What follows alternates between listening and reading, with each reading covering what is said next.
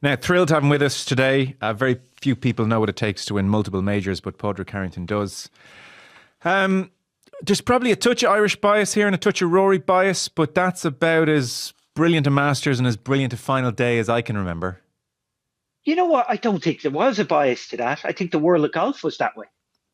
You only had to look at the overwhelming support from when they were cheering from, which was tough on Justin Rose. I don't think necessarily they certainly weren't cheering against Justin Rose. They just so desperately wanted Rory to win. I think the drama, the highs and lows of that round of golf, he somewhat reminded me of me, as in I always cause, I win it and then I throw it away and then win it again. Rory was like that. And it was nice to see that he's human in the sense of, as good as he is at hitting a great shot under pressure, he's pretty terrible at playing defensive. He's just not used to that. So, the human side of it was good to see as well. Last night was many things, but as you say, it's hard to think, if you wanted to kind of point to an example of a more distilled, perfect demonstration of pressure golf when you have the lead and pressure golf when you're chasing, and what it does to any human being, Rory McIlroy very much included. Yeah. Because I fall into the category of really struggling when I'm defensive and being great with my back to the wall. When I see somebody who's good with a lead, I'm fascinated. How can they do that? And there's players who are average golfers, okay golfers, good golf, that get a lead and they play better. And I'm like, how did he do that? And Rory, Rory has won from the front plenty of times, but they're not as big events in the sense of, he knows he's better than everybody else. And I'm not saying he's showing off to the crowd, but maybe he is showing off to the crowd.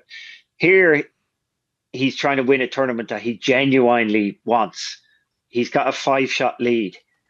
And he just, we'd all say it was right to be defensive up 13. But the fact is, it nearly cost him. And if it did cost him, the amount of people that would have gone, well, why didn't he hit his driver, go for the green in 2, or even go from where he was in 2, make birdie and win the tournament? But look, as we all know with that horse racing saying, when you end up in your arse, you're always wrong. And the fact is, he made 7, so we'll second guess it. Thankfully, he got across the line. And not to digress here, but the biggest, without a doubt, the biggest strategy change yesterday was Bryson. Bryson DeChambeau has made himself by hitting driver, being aggressive. What was he doing laying up off the third hole? He's got a 1-shot lead. He's got the tee. He could stand there, possibly drive the green. He's made his game. What was he looking for? Who was he looking to be? He changed his personality completely. He wanted to be. He's gone from being. He obviously doesn't want to be known as the US Open hurt Bryson DeChambeau. Basically, he doesn't want to be known as a slasher who gets it up and down and can play from everywhere. He wanted to be known as a clever golfer who's got finesse. Well, that's not who he was. And that had to be, I don't know if it affected Rory in the sense of when he saw him lay up and Rory hit driver, that he looked like it was weird. Yeah. He wasn't. So that was the biggest strategy I saw today. I couldn't believe it. And then obviously Rory clearly is like the rest of us when he's playing defensive golf. It doesn't come easy to him. No. He was very honest in his press conference afterwards, whereby he said the nerves he felt on the first tee were extraordinary. Couldn't get food down, had to force it down all morning. He said, physically, I felt jelly-legged. I had a knot in my stomach. And I thought as he walked to the first tee, there was a steeliness the day before where he drives the bunker in the first and just off he went. One of the great starts we've ever seen on the Saturday. I thought he looked nervous. He looked like someone who had a vomiting book to me. And just the weight of the thing every time, when he's in control of the tournament, 13 happens, 18 missing that, Greg Norman-esque, missing the green, even seeing the phrase, he needs a par for a Grand Slam. It was just too heavy. I can't imagine how he did it. And I admire a lot of things about what you guys do, you golfers. I think the most underestimated aspect of pressure golf is that you all pull the trigger, and you have to pull the trigger again and again and again, and you've so much time to think about it. You know, footballers get that continuous motion, and they go on about penalties, like, oh my God, penalties, can you imagine? It's horrific. Yeah, a golfer does that 70 odd times a day under that pressure. Look, he didn't handle the pressure brilliantly, you would have to say, at times. It got to him. I mean, he was very, very human out there. He almost gave this away, Padraig. I will say you're right in that, because I've never seen Rory react to his shots the way he reacted yesterday. Yeah. There was a lot of emotional, like, we've never seen Rory drop a club. I know it went close on 10, but he was shouting after his tee shot on 5. You just don't see that with Rory. But that was very human. Yeah.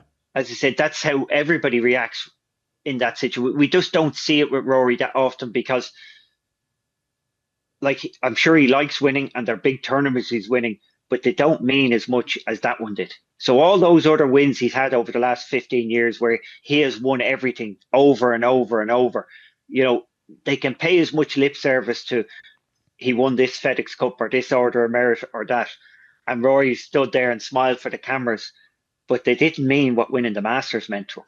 And that's the difference, the emotion. How many times did he hit a shot and bend over? I was going to say the second hole where he had that kind of 80 yards in, and he just had to spin it down towards the pin, and he almost caught it fat. The commentary team felt there was no spin on it, certainly. And he kind of, bearing in mind, Bryson DeChambeau's looking at me here. I've just doubled the first. It's like match play, and he crumples in a heap. It was like 2011 where he's leaning on the driver at the Masters. He doubled over, and I kind of thought, you know, geez, like, think body language here a little bit, even if it's just for Bryson's sake. Yeah. I was surprised that he was that outwardly emotional. You know, we're all that way. I'm delighted that he was. As in, we want, as a golfer, I want him to be human. I don't want him to be superhuman. You know, I want him to feel the same things I feel. I want him to be as anxious and nervous as I would be. We just don't get to see that with Rory at a lot of events, because he's so much better. He feels so much better. He knows he's going to win. This one, I think he felt that way coming into the event. You know, I had dinner with him a few weeks ago in Houston, and he just was so comfortable about who he was. I think that was, as much as Rory's been the best player for the last 15 years overall, we have had players come and go in that period that have shaken Rory. You know, Jordan Spieth for sure, you know, put Rory on edge. He was worried about. So we've had players like that. Scotty and Xander have both been injured this year. They both haven't shown the form. So Rory knew he was the man. You know, it's no, we're not saying, there's no point in everybody else telling him he's the man. He knew he was the man this year. Like back in 2011, he strutted his way around Congressional back then. Like, it was outrageous how much he was head and shoulders better than everybody, but knew it. It was like Monty back in the 90s on the European Tour, or Tiger Woods at his best. Rory had that feeling going into the Masters. Now, it wasn't there on Sunday, in the sense of there was the nervousness, the anxiousness was there, but I think he definitely felt like Did you see he was the man? The man, yeah. Because I misread it. I texted somebody right before he hit that hook that almost went in on 11. I mean, oh my God, what are you doing? It was an exceptionally big break in 11, because if you watch it back, his ball jumped up when it landed, so his bounce took a lot out of it. Yes.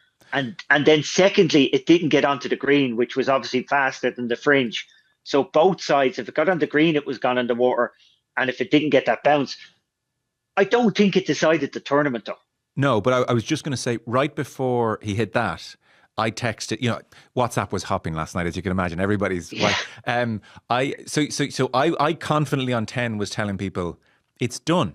He can see Bryson's not at the races. Bryson's not at the races. Everyone else is too far back. Rory is cruising here. I remember messaging the group saying, don't worry, Rory's going to get to 16 under here and sail home. It'll be an ovation up 18, a procession. Did you read the same, or as he turned into Amen Corner, were you still thinking this is so far from done? I know. I thought it was done. I do agree. Augusta has the most risk reward. That the same shot can lead to an eagle and a double bogey. There's not much difference, but it wasn't windy yesterday. I think the biggest difficulty yesterday was the speed of the greens. They were incredibly fast. Everybody, you couldn't hit anything from 5, 6 feet. You couldn't hit anything with authority because it was going 4 or 5 feet past. So that's where the difficulty was. I think Rory was exceptionally comfortable coming home. I really didn't see a doubt with a 5-shot lead. And as you said, Bryson's change of personality on number 3, the oddest thing ever, him laying up. He just wasn't there for the rest of the day. He didn't want to be the player he wasn't at Pinehurst. He wanted to be somebody else. Yeah. He wanted to be a clever golfer. He didn't want to be known as the hit and gouge guy from the US Open and Winged Foot. And again, it was an incredible change of personality. He was out of it. And as well, Bryson coming up with this afterwards, he didn't talk to me. Who does Bryson want to be? Like, you can't be. Like, could you imagine going? Could you imagine going out in the football pitch and saying to the guy marking me, he wasn't chatting to me, he wasn't very nice to me, or as in, it's one thing if a player can choose to talk. I don't have a problem with that. Like if you went back to me in the PGA at Oakland Hills, I talked the ear off Charlie Wee over the last 36 holes, but I didn't say a word to Sergio Garcia. Yeah.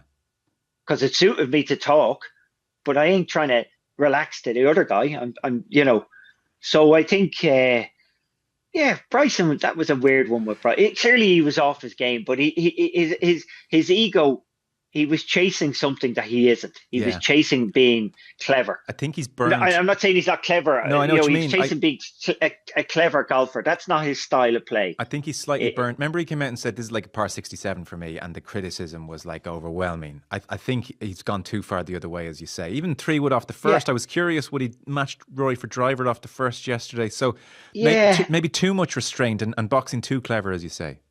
Yeah, I think the first hole, as much as it was the right play for the longer hitters, it's a tight drive, and they couldn't carry the bunker. But if Bryson stood up there and carried the bunker, he's 2 shots behind as well at this stage. That's putting a flag in the ground. If Bryson stands up on 3 when he's got a 1-shot lead and drives the green, he had a chance to intimidate Rory. Laying up, and it's an incredibly difficult layup. It's an incredibly difficult second shot. That's just not his style. Rory, Rory has to be thinking, and even if it's only deep down subconsciously, that he's the bigger player. Yes. Well, so I do totally. So that's Bryson, but Rory also had to beat Rory. So 13, I thought of you. 13, I thought, oh my God. Yeah, I did. I thought of you and I thought of Van de Velde. Now, one of you had managed to regroup and one of you didn't. And thankfully, Rory managed to regroup. But you would have like a visceral understanding of what I suspect, which is, oh my God, the embarrassment. The world is watching this. It's all, I'm scrambled. Enough, you know what he would have felt. Yeah. It's not, you don't get embarrassed by it. Right. No, that's not what's happening. You want to justify it. So if I stood over that pitch and hit it in the water, I'd actually want to get the microphone and tell you why it's happened. It's not an embarrassment thing. It's actually, I was trying to aim 5 yards left of the flag, and this is what Rory would have been doing. He would have been trying to aim 5 yards left of the flag. Can I interrupt you and give me your technical, because he was asked about it naturally. And you can give the technical aspect. He said that he was on a slight upslope, and he said side slope, upslope, when I'm on a slight upslope. I haven't heard this, and I'm going to tell you what happened. Okay, go on. So what did he say usually happens when he's on a slight upslope? Where does the ball go? You would pull it left. Yes, that was on his mind, and that's why he went a bit more right. Yeah.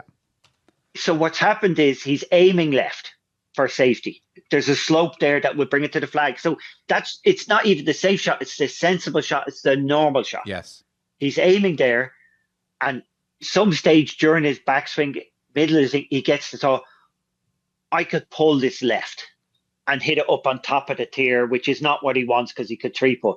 And he thinks, don't pull it left. His last thought is don't hit it left. And of course, not alone does he push it to the right, he mishits it to the right and it goes in the water. It's a pure defensive play. If he aimed at the flag or the water even, he'd have missed it left because you'd pull it over there. Yes. Whereas this is the hard thing about safety.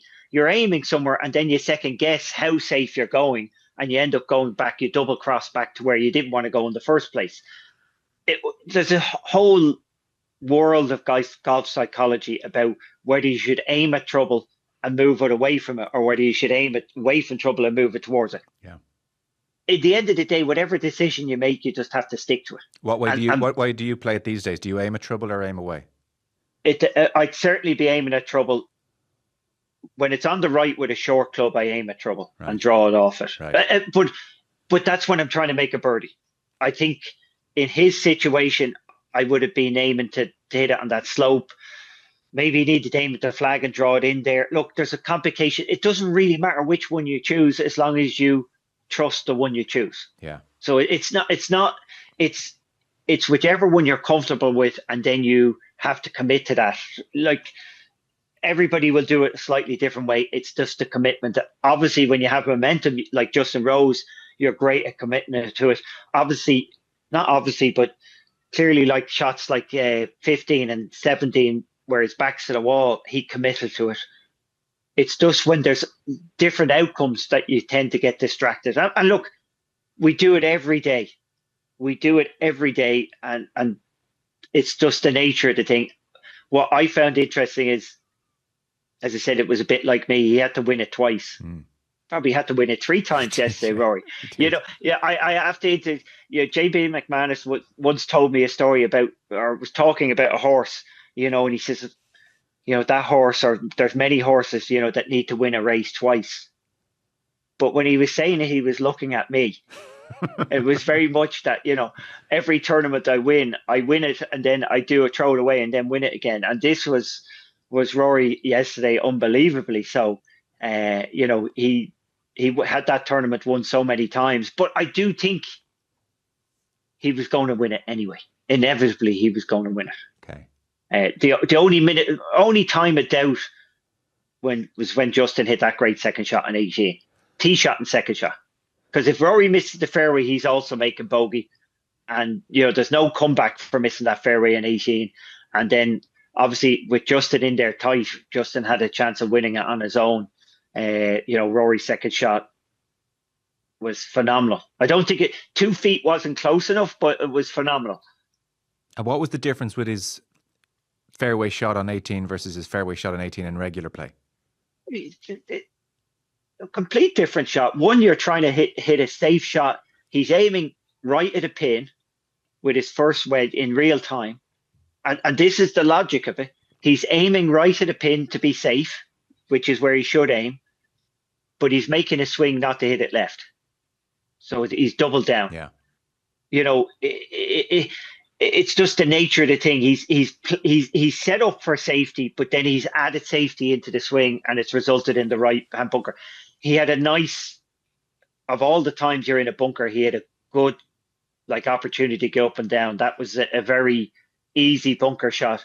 I think as well as he played it, that was the worst result he could have got.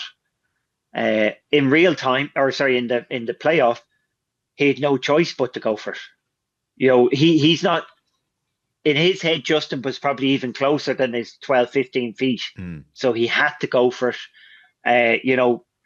There was no fear of left or right. It was just hit the golf shot. Yeah.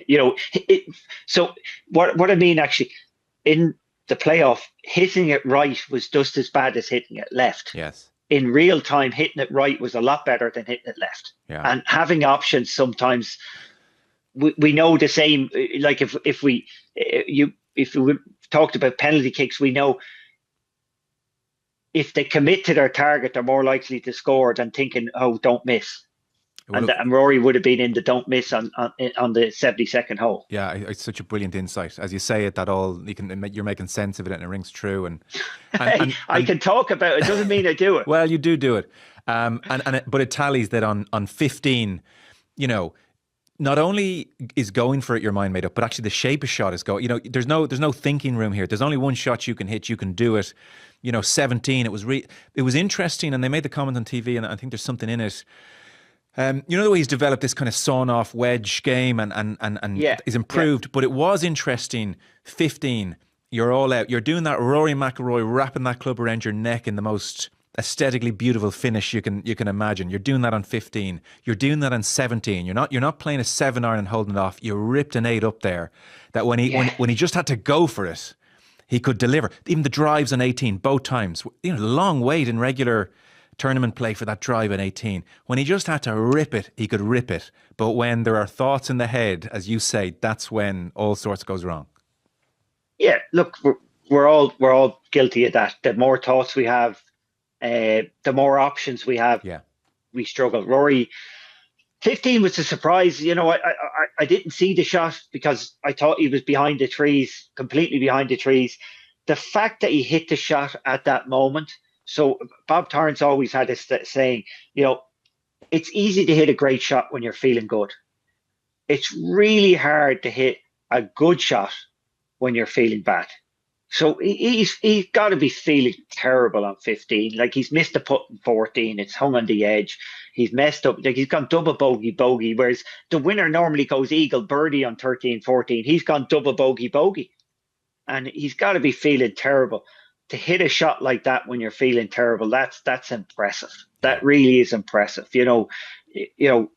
Such a difference in mindset when you're at a low ebb to hit a great shot. And it was a good shot for him. He knew he could hit it straight and it'd be in the bunker, and that was a good miss. To land it on the front of the green, I think, was what was special about that shot. Not the draw. A lot of players would have hit the same shot, pitched it at the hole, and it would have gone 10, 15 yards over the green. It was landing on the front of the green was what was special about that shot. Incredibly so. And as I said, the one in 17 was very interesting. He hit a very conservative tee shot. I wouldn't have been able to play the hole that way. Justin Rose wasn't able to play the hole that way. Justin was unlucky. He hit a good drive that just tailed off in the rough, got blocked out. But the reality is Justin Rose didn't want 190 yards into the green on 17. Rory handled that because he's one of the few players that can hit an iron. Like, let's face it, most players would have been hitting a 6 or a 7 iron from where Rory hit an 8 iron from. He hit it into the clouds to get it to stop. It's not a shot anybody else would have wanted. It was a very, very, very cautious, conservative. It was not just a conservative play off the tee. He made a conservative swing. But by God, did he come up with it. Like, the second shot was the opposite of the tee shot. Yeah. But he was one of the few players, like himself and Bryson would be the only two players in the field capable of hitting that shot. Okay. And obviously Bryson was off his game. A couple of strands which you'll congeal on one kind of central point. And I've heard you talk before. Certain players put themselves in contention. It hurts a lot if they don't win, and they're consciously or subconsciously there can be a self-sabotage going forward. I don't want to feel that kind of pain again. US Open, St. Andrews, you name it. And Rory talked at the start of this week about, like, post-COVID, almost saying, look, I need to learn to live again. And if I get my heart broken, I get my heart broken. But I'm resigning to put myself where I might get hurt again. It was fascinating, and again reminded me of you. Ally that to what do you think Bob Rotella has done for him here? And then part of that, you said when you dinner with him, it's a very interesting line, you were struck by how comfortable in himself he was. So congeal all of those three things for me. Look, it comes down, he's been the best player for 15 years, but at times other players are better than him. At this very moment, he knew his game was where it wanted to be. The fact is, there's no other player in the game at the moment. You have Scotty and Xander are a little bit injured. Bryson would have been a worry to him, but he's not looking over his shoulder, Bryson. He was fully committed to himself coming into this. And if we look over the last 4 or 5 years, he's had this crazy every year of new schedules, trying to figure out how to get ready for the Masters. I'm not playing it. I'm turning up early. I'm playing loads of it. Like, just this year, he was comfortable with who he was, how he was preparing, where he was at. I think that would have allowed him to buy more into Bob Rotella. and just trusting your target, playing your own game, doing your thing. There's no doubt he was exceptionally emotional after a lot of shots on the golf course, and that wouldn't be Bob Rotella stuff. He was talking to his golf ball a lot. He was bending over and reacting a lot. But certainly his overall attitude during the week, and I'm sure coming into this, Bob Rotella has been in his ear, not just this week, for months, has been exactly where he wanted to. He wasn't coming into this with this searching mindset, worried about other players. He was very ready and comfortable with who he is, and that's what you can see from the outside. He's always has the game. I will say, a lot of people will go on about, hey, he's improved his wedge play or something like that. Yeah. Well, the fact of the matter is, he was the best wedge player in the game for 2-3 years. 2019, 2020. I remember Paul McGinley coming out with that stat, and I'm going, what? And he was the best on tour from 75 yards to 125 yards. So that's not where it's changed. Where I see a big change is the drive he hit off the 18th at Pinehurst last year. So he's come down the 18th under pressure. Some people are second guessing, saying she hit 3-wood. Rory's not, like all great drivers, Rory's not a great 3-wood player off the tee, but he's a fantastic driver. He's reached for driver, he's gone for this fade, and he's hit a pull draw, which he was doing at this time last year. He was trying to hit a fade to stop hooking the ball, and he wasn't hitting it. At the race to Dubai last year, he's figured it out. So when he's gone for a fade in the past, it's been a high fade. Now, when you see that tee shots on 18, it's a low fade, which is a distinctly different shot, much more playable. When you get a little steeper on the ball, it helps hitting up on the ball. It's very hard to hit a fade hitting up on the ball, or when it goes wrong, it goes horribly wrong anyway. So this low fade, and Rory's long enough to hit a low fade, has been a go-to shot. Yeah. I've seen him hit it several times under pressure. He hit 2 magnificent tee shots, 72nd hole and the playoff hole, and they're both squeezed out there, low fades. It makes a difference to him. To me, if he had that shot, I don't say if he had that shot last year, but he has that shot now, and I see him being able to hit it. He hit a fade off with his 3-wood off 17. It was a conservative swing as well, but yeah, it makes a difference to him, because he's great at hitting the huge high draw and straight shot when there's no stress and no trouble left. He did need that, how do I get this ball for sure in play with my driver, like a long way down there with his driver. Yes. And that makes him very dangerous. I don't see anything different in his game. Maybe the 3/4 shot follow through. He thinks it's a difference, and that's a nice thing. But I see the real difference in, he has a shot there when he doesn't need to hit it 350 yards, because he can still do that. But he has that shot when he's got, when he wants to get it out there on a reasonably tight hole, 320 yards. That's so interesting. I haven't heard anyone else say that, but it's so interesting. And I can see how he would have easily fallen into the trap of, on a driving range. I mean, you want to take everyone's breath away? Watch me pump this with a 3-yard draw, 350. Why would I work in an ugly, scuddery fade? And actually, it's not an ugly. It's a beautiful shot. I know it's beautiful, but in his world, on the driving range, and you've got Harrington next to me, it's like, Paddy, have a look at this. He's not hitting the scuddery fade up the left. We were hitting beside each other in Houston, and I'm always lashing. He came in, and the minute he started hitting balls beside me, he started lashing them up in the air too. Like it was not, none of this it was towering draws. Who could get the most ball speed? We were hitting each other's monitor. We were having a go, and he did. Yeah, it's very impressive. But he did that in the tournament. He hit one down 16, 355 over the water at Houston, and it was incredible. Yeah. But it's that shot up 18 he needed. Yes. He did it at the race to Dubai up the right-hand side, hit these low fades. Very nice, heavy hit, very impressive. That's quite a big shot for him. Yeah. Big shot going forward.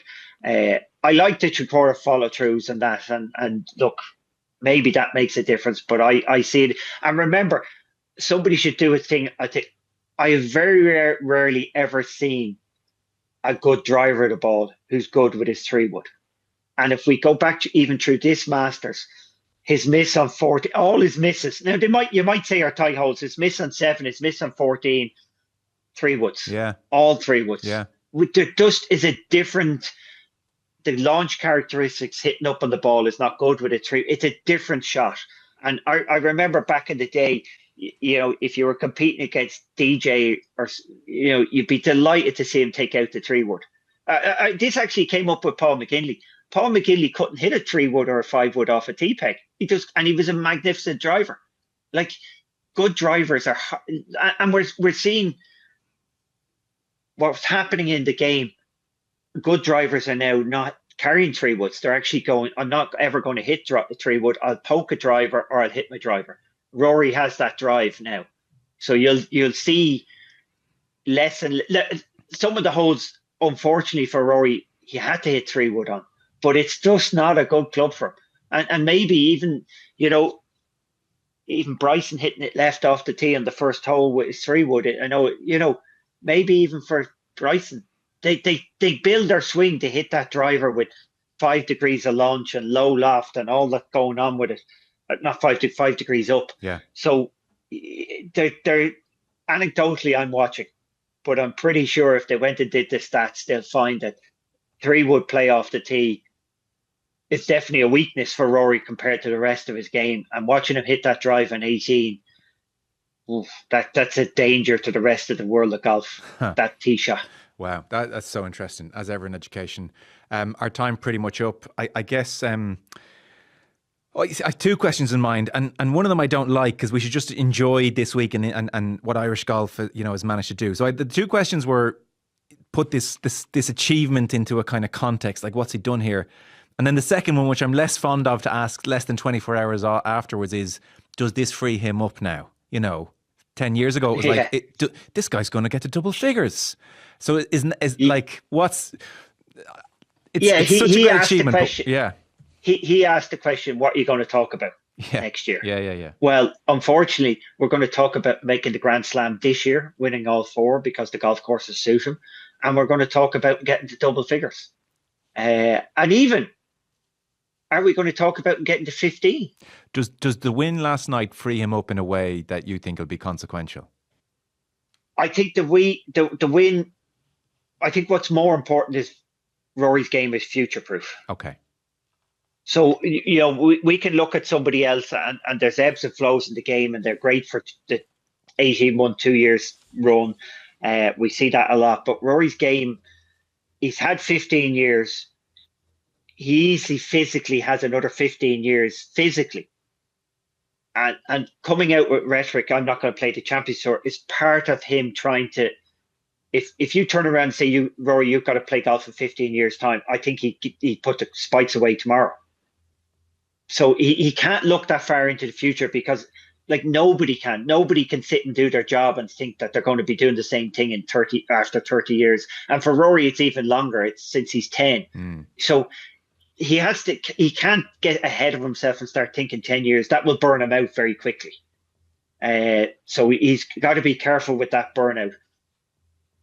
And that's the only thing stopping him. Physically, nothing stopping him. Burnout will stop him, nervousness, if like a lot of players, there comes a time where it gets harder on the greens or something like that, that could stop him. But clearly his physical side is good enough for 15 years. He doesn't look like a guy getting injured. He hits it so far. It's not like new guys are going to have a dominance over him. Yeah. So yeah, he could be around for a long time and actually could get to more than 10, even more. He could set a record. I don't think there is some relaxing, but I think he's already that good and he has that much of a future in him. It really is how he manages that mental side and that burnout side going forward.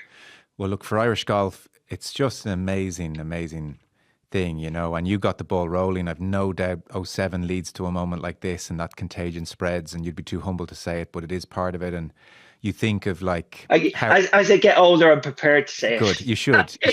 I take the credit. Do. No, but look, it is impressive. The point I was going to make, though, is you for Irish golf, and we've drove right by Shane Lowry here, which is terrible. and kudos to him, and we'll come back to Shane another day. But even like it's such a great golfing country. The courses, the extent to which it's relatively, I stress relatively, affordable versus what people in the States have to pay to play their golf. Like, we celebrate our Irish horse racing. Like, look at Irish golf here the last 20 odd years. It is incredible. We are like just a brilliant golfing nation. Yeah, it is incredible what we've done. It is interesting because it's golf, it's really embraced by people who play it, and then there is that pushback from other sides. Like, I can't tell you how much it infuriated me. Golfgate.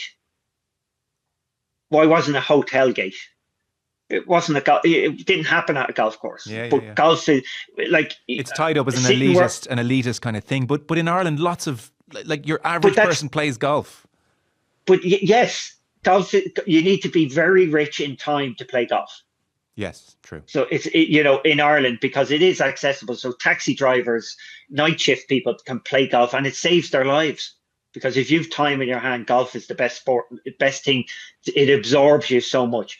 But it really, we do bash golf a lot it's easy to bash it. Nobody gives out when somebody makes a joke about golf and bash it. In the last number of years, it was about the only thing you could make fun of, and nobody would give out about, making fun of golf. But it's been so good to Ireland. Like, you go to towns, you go down to Lahinch, it's the centre of life in Lahinch golf. Everybody, the whole town revolves around it. And it is as cheap as any other sport in this country. There is access for kids. My kids are a member of the local golf course for €150 for the year. They get all the lessons thrown in. You can find your golf balls. You can play in runners. You can play in casual clothes these days. You don't have to, for kids. If you're a kid and you want to play golf, knock on the door of your local club a few times. And if you show an interest, they'll bring you in.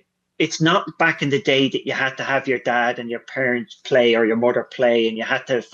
If you show an interest and you keep turning up, they'll figure out how to get you into a coaching system. If they can see that you're interested and you don't have the money, you don't have to buy new clubs. You don't have to buy golf, but you don't have to buy golf shoes. You can play this game so cheaply. Just show an interest, and clubs are crying out to have kids play in junior programs. And if they say no the first time, just keep knocking at the door, because they will. If you show a willingness, kids, they'll want you in the golf club, because all clubs want to have the next Rory McIlroy. They just want it, and so we're so different to the States. Yeah, we really are. In the States, they still have. But the States is expensive to play. Like, if you can't believe the cost to play baseball in the States, or soccer to play. Like, it's just crazy, the cost. What they pay over there. Over here, pretty much, if you show an interest, there's somebody in the club will go, gee, this guy wants to be here. Just keep knocking at the door. Yeah. And look, and we have to thank the GAA, because the GAA takes up the mantle of training everybody in this country. Even if you don't play GAA, you're playing against somebody who did play GAA.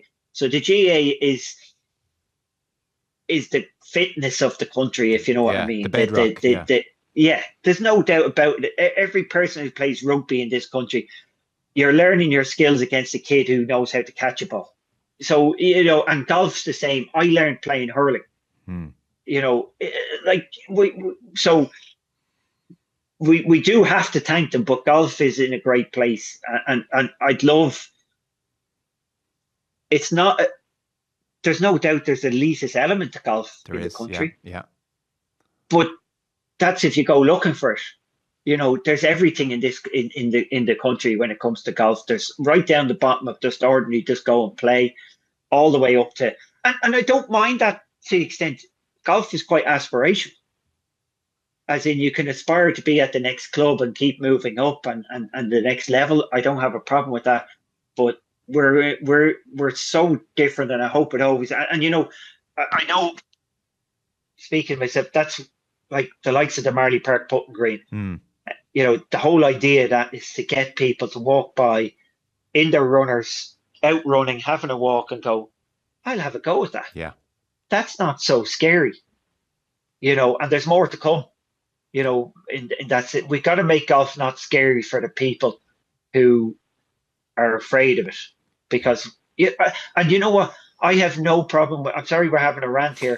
I have no problem with somebody who has a go at golf and doesn't like it. Sure. But I want everybody to have a go, have the opportunity to have a go. And if they like it, they're the people we want. We're not too worried. If you don't like it, go do something else. That's great. I can tell you all I like that it extends your active life by 8 years and things like that. But what we really want playing golf is people to have a go, give them the opportunity, and then the ones who love it will grow the game forever. Well said. Well, look, I suspect in 20 years there'll be a professional talking about watching Rory on the TV in 2025, and that ignited them, and hopefully they do go and play. Thank you so much with your time. We've gone slightly over, as tends to be the case, but what a great evening's golf and a great achievement. And Padraig Harrington, thank you so much. Brilliant. It's been great for Ireland and great for golf.